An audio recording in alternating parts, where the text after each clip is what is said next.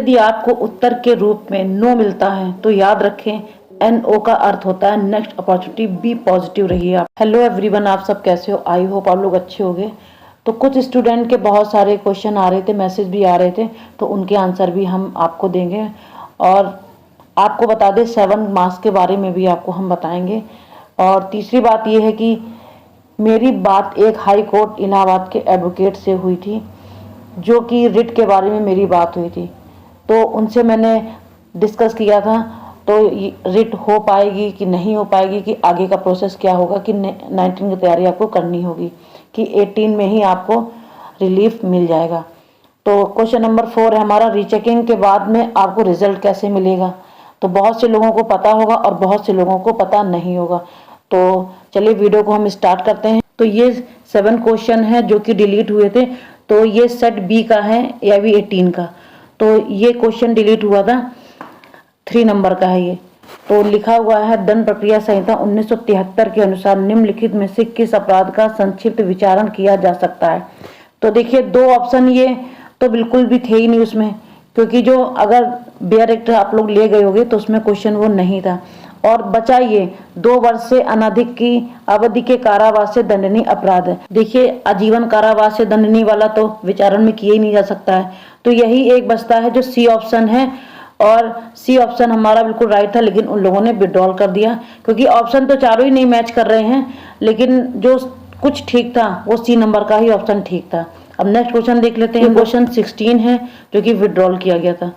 तो लिखा है दीवानी प्रक्रिया 1908 के निम्नलिखित में से किस प्रावधान के तहत अपीली अदालत किसी मुकदमे सुनवाई के लिए निचली अदालत में भेज सकती है। तो कौन सा आदेश, कौन सा नियम था? ये 4 ऑप्शन दिए हैं, जिसमें कि जो राइट आंसर था वो 41 नियम 25 था। तो BCI वालों ने पहले जो आंसर की निकाली थी उसके अकॉर्डिंग बिल्कुल ये राइट था। अब किन बच्चों का राइट था वो मुझे कमेंट सेक्शन में जरूर बताना कि किसका ये आंसर राइट था, जो कि ये अब विड्रॉल हो चुका। तो जब BCI वालों ने क्वेश्चन पेपर बनाया होगा तो कुछ तो सोच समझ के बनाया ही होगा। जब उनको खुद भी क्लियर नहीं है कि इसका आंसर राइट ये है कि नहीं है, तो फिर इन्होंने विड्रॉल क्यों कर दिया? बच्चों का जो सही था वो सही बना रहने देते। अभी कितने लोगों का क्वेश्चन 7 में से सही होगा वो मुझे कमेंट में जरूर बताइएगा आप। तो ये क्वेश्चन नंबर 50 है, ये आगे पीछे हो गया है थोड़ा सा, तो कोई दिक्कत नहीं है, आप लोग मिला सकते हैं क्वेश्चन के अकॉर्डिंग जिसके जो क्वेश्चन होंगे। तो इसमें लिखा हुआ निम्नलिखित में से किस मामले में भारत के सर्वोच्च न्यायालय ने एहतियाती सिद्धांत की विस्तार से व्याख्या की है। तो इसमें से हमारे 4 ऑप्शन दिए हैं। बहुत से बच्चों ने ये केस लॉ सॉल्व किए भी होंगे, तो इसमें तो टिक नहीं है, तो इसका मतलब उसने बच्चे ने नहीं किया है, तो उसको आ नहीं रहा होगा, क्योंकि केस लॉ बहुत मुश्किल होता है जो किसी को याद रहे। तो नेक्स्ट क्वेश्चन देखते हैं हम। नेक्स्ट क्वेश्चन हमारा है, यदि कोई मजिस्ट्रेट निम्नलिखित में से कौन सा कार्य बिना प्राधिकार के करता है, भले ही सद्भावना में किया गया हो, तो दंड प्रक्रिया संहिता 1973 के अनुसार कार्यवाही को निष्प्रभावी कर देगा।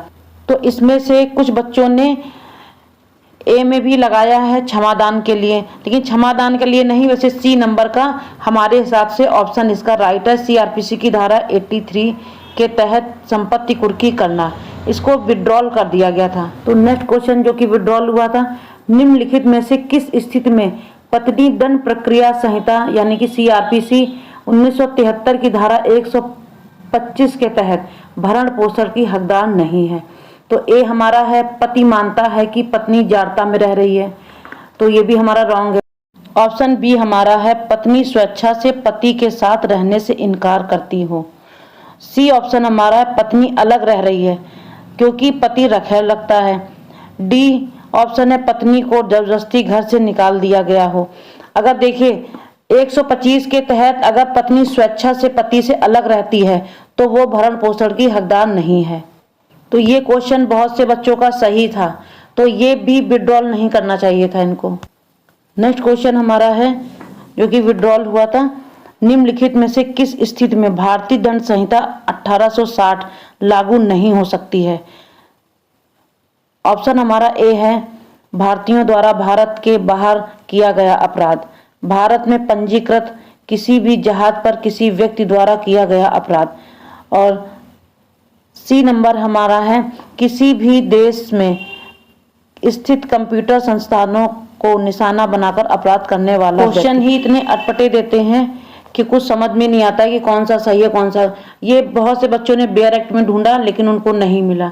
तो वैसे इसका जो आई थिंक मतलब मेरे हिसाब से जो आंसर इसका है वो सी नंबर का ऑप्शन लास्ट क्वेश्चन है। ये उपभोक्ता संरक्षण अधिनियम 2019 के तहत गठित निम्नलिखित में से कौन सा निकाय अधिनियम के तहत उपभोक्ताओं के अधिकार के समर्थन और संरक्षण पर सलाह देने के लिए अधिकृत है? तो इसमें से 4 ऑप्शन दिए हैं। ए हमारा है केंद्रीय उपभोक्ता संरक्षण प्राधिकरण, केंद्रीय उपभोक्ता संरक्षण परिषद। सी ऑप्शन हमारा है राज्य उपभोक्ता संरक्षण प्राधिकरण और डी ऑप्शन हमारा राज्य उपभोक्ता संरक्षण परिषद। तो इसमें से कुछ बच्चों ने गलत भी किया था, तो इसका जो राइट आंसर है वो आप लोग कमेंट बॉक्स में जरूर बताना कि आप लोगों ने कौन कौन से इसमें से सही किया है, कौन सा आंसर आपने टिक किया था उसमें। तो ये 7 क्वेश्चन थे जो कि BCI की तरफ से डिलीट हो चुके हैं। अब इसमें कुछ भी नहीं हो सकता है, चाहे आप रेड डालिए चाहे वो कुछ के, आपको 7 ग्रेस मार्क नहीं मिलने वाला। फर्स्ट क्वेश्चन है ये स्वीटी ब्लॉग का। लिखा है इन्होंने सिर्फ एक सर्टिफिकेट के लिए इन लोग कैंडिडेट्स के फ्यूचर के साथ खेल रहे हैं BCI वाले। तो ये बिल्कुल राइट है क्योंकि जो 7 मार्क्स विड्रॉल हुए हैं, 5 मार्क्स चेंज हुए हैं, तो ये तो रियल है कि उनको खुद भी नहीं जानकारी है कि उन्होंने कितनी बड़ी गलती की है, क्वेश्चन चेंज करके बच्चों की लाइफ खराब करी है। नेक्स्ट क्वेश्चन है गेम टू ऑल 278 का। तो लिखा है मैडम विकास सर हम लोगों के लिए सारी मेहनत कर रहे हैं ओनली। तो ये बताइए विकास सर मेहनत कर रहे हैं, तो देखिए फ्री में कोई काम नहीं करता। जैसे मैंने पहले भी वीडियो विकास सर के पास में बहुत सारे स्टूडेंट है और मेरे पास में बहुत कम स्टूडेंट थे, तो हमारा सपोर्ट आपके साथ में। और लिखा है BCI वाले पूरी तरीके से हम लोगों को पागल बना रहे हैं, हम लोग विकास सर बिल्कुल सही कर रहे हैं, उनका साथ दीजिए आप। तो देखिए आप और विकास सर जो अगर साथ में रेड डाले हैं, अगर वो सक्सेस हो जाती है तो बहुत अच्छी बात है। आपको बस स्टे मिलना चाहिए, नहीं तो 25 के बाद में विंडो क्लोज हो जाएगी और आप कुछ भी नहीं कर पाओगे और 19 की विंडो ओपन हो जाएगी। करना है तो जल्दी कीजिए आप। ये नेक्स्ट क्वेश्चन है इनका है AJNQ3CY, अजीब सा नाम है ये। तो इन्होंने लिखा है ma'am I was short by 1 marks but still I got email as result failed what to do. तो हमने इनसे पूछा था, क्वेश्चन किया था did you receive an mail after filling out your rechecking form. तो हमने पूछा था इनसे कि आपने फॉर्म फिल करने के बाद में रीचेकिंग के बाद में आपके पास में ईमेल आया, तो इन्होंने बोला था हाँ कि तो क्या करें। देखिए आपको AIB 19 की तैयारी करनी पड़ेगी और आप कुछ नहीं कर सकते हो। 1 नंबर का है तो वो BCI वाले वैसे भी कुछ नहीं मान रहे हैं। नेक्स्ट क्वेश्चन है परमा चिराग कुमार का। तो इन्होंने लिखा हुआ SC कैटेगरी में 34 से रीचेकिंग फॉर्म भरना चाहिए। इनका मतलब है रीचेकिंग फॉर्म भरें कि ना भरें। तो देखिए अगर आपको लगता है 34 में वैसे बहुत ही मुश्किल है, आपके पैसे वेस्ट जाएंगे, अगर चाहें तो आप भरवा सकते हैं। तो देखिए मैंने एक हाई कोर्ट के वकील से बात किया था, तो मैंने बताया था कि ऐसी बात है, एक स्टूडेंट है उसका दिया था मैंने, तो वो आपको हम नहीं दिखा सकते हैं। तो उन्होंने मतलब आप स्क्रीन में देख रहे हो, उन्होंने पहले ही बता दिया था कि नो चांस, कि आपको AIB 19 की तैयारी करनी पड़ेगी। तो उन्होंने लिखा है, तो मैंने बोला कि विकास सर मतलब पैसे लेके करवा रहे हैं सबका, तो उन्होंने कहा वैसे कुछ नहीं होगा, सिर्फ पैसा इकट्ठा करना इन लोगों का मकसद है और कुछ भी नहीं।